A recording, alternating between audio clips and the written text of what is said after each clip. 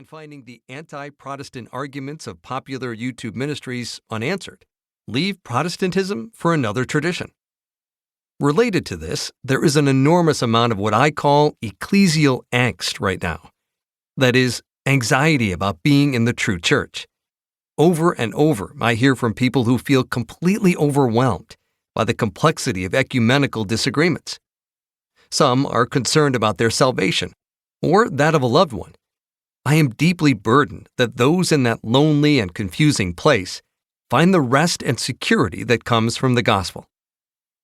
The second thing I noticed is that among evangelicals, there appears to be insufficient awareness of and response to this phenomenon.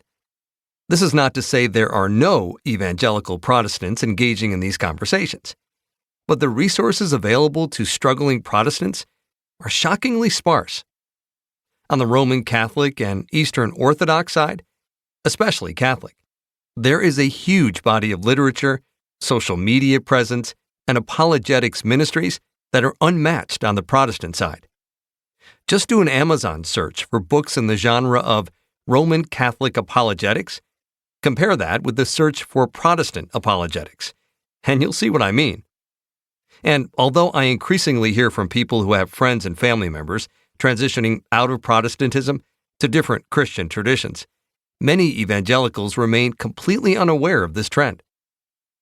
Thus, when it comes to explaining why we are Protestant, we have our work cut out for us.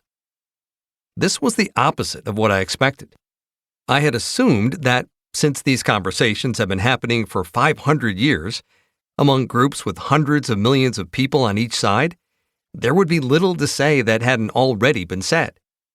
Trying to make a fresh contribution would be like pouring water into the ocean. But I have come to the opposite conclusion. There is a gap that needs to be filled.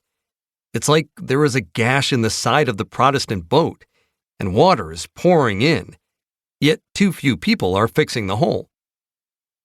A third observation. Gradually throughout this process, through both study and dialogue, I came to see that many of the perceptions I had gathered about older traditions, like Roman Catholicism and Eastern Orthodoxy, were caricatures, or at least simplified or warped to some degree.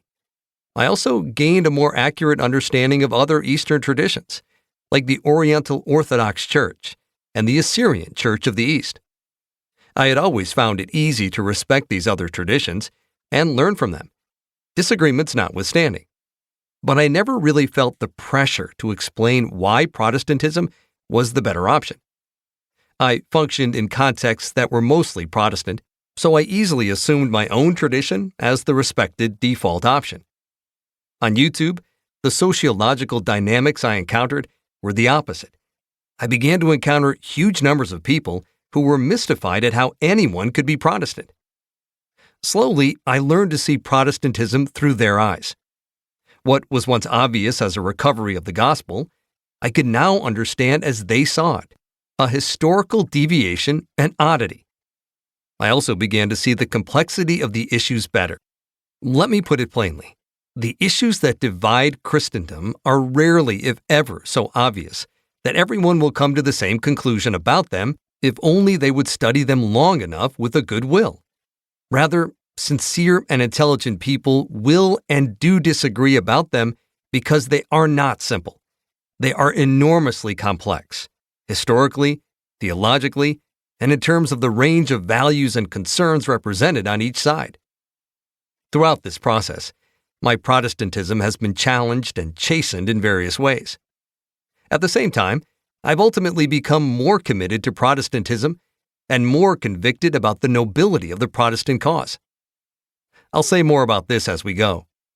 The point for now is that this journey has helped me understand the powerful allure of these non-Protestant traditions and burdened me that they are often not treated with sufficient respect and thoroughness.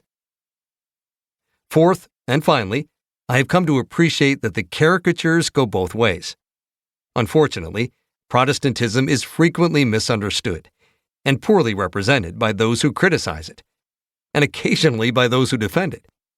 People often characterize the whole of Protestantism through the lens of their anecdotal observations of this or that Protestant church or tradition.